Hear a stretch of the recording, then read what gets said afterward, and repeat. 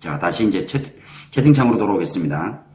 인생이님이 초등학교 1학년 여자아이가 짜증이 많은데 자기 뜻대로 되지 않거나 말을 잘못 알아들어도 트집을 잡고 화가 멈추는데 오래 걸리고 나쁜 소리를 합니다.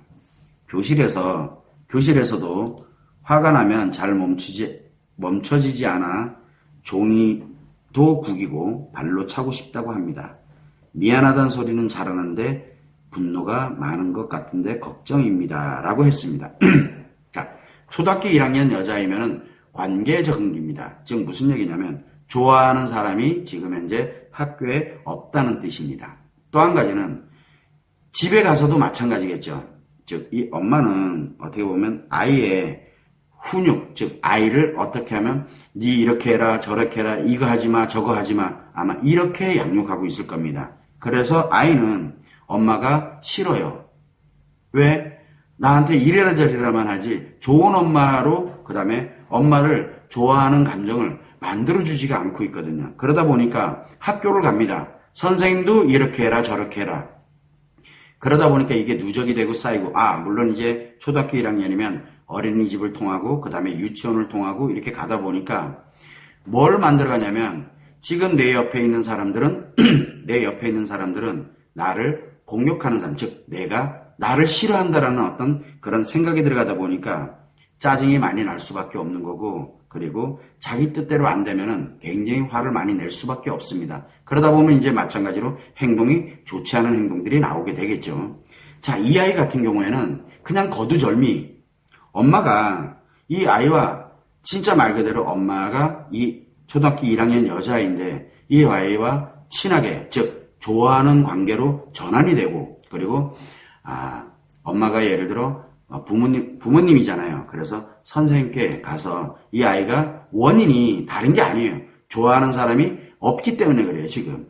그래서 엄마부터 먼저 좋아하는 어떤 인간관계로서의 엄마와 딸의 관계로서 회복을 해놓게 그러고 난 다음에 그래 하면서 이 아이를 격려하고 위로하고 그러면 이 아이는 엄마가 좋아하고 있기 때문에 굳이 그거를 하질 않습니다. 해라 하지 마라 할 이유가 전혀 없습니다.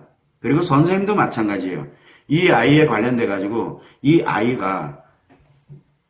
압니다. 뭐라고? 내가 너를 좋아하고 있다는 거. 그리고 이 아이도 선생님이 참 좋아요. 이거를 내가 알고 있다면 이 초등학교 1학년이니까 관계적응기이기 때문에 좋은 인간관계라는 걸 알고 있으면 그 선생님이 좋아하는 것만 합니다.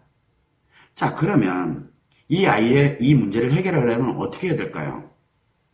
엄마가 일단은 아이와 좋은 인간관계가 되도록 해야 될 거고 그 다음에 이제 바로 선생님에게 가서 담임 선생님이나 이렇게 가서 이 아이를 나쁘게 보지 말고 선생님이랑 같이 좋은 인간관계가 되면 어지르라고 해도 안 어질 거고요. 짜증내지 마라 그래도 짜증내라고 해도 짜증 안 냅니다. 왜 그러냐면 좋아하는 사람이 있으면 절대 이렇게 안 하거든요. 그래서 인생이님께서 이제 초등학교 1학년 여자아이 얘기를 해주셨는데 이 아이가 좀 안쓰럽습니다. 왜냐면 좋아하는 사람이 없다는 게 참 슬픕니다. 그래서 좋아하는 사람이 없다 보니까 분노가 많은 겁니다. 왜냐하면 그때는 좋아하는 사람이 단 1명, 2명 이렇게만 있어도 어지간하게 화나고 뭐하고 그러는 것들은 좋아하는 사람한테 가서 미절고절 그러면서 그때 이제 또 힐링을 하고 그때 치료를 하고 그리고 난 다음에 다시 일상으로 돌아가고 하는데 그거를 지금 전혀 하지 못하고 있다는 얘기거든요. 그래서 이 부분은 한번 엄마가 또는 학교 선생님이 초등학교 1학년이니까 아직 관계적응기거든요. 이 아이를 조금만 살펴서 해주면 좋을 것 같아요. 문제라고 인식을 하면 안 됩니다. 이 아이는 지금 나 힘듭니다. 나 좀 좋은 사람 좀 좋은 인간관계 좀 만들어주세요 라고 지금 이야기하고 있다라고 생각을 하시면 한결 좋을 것 같습니다. 참고를 해주시고요.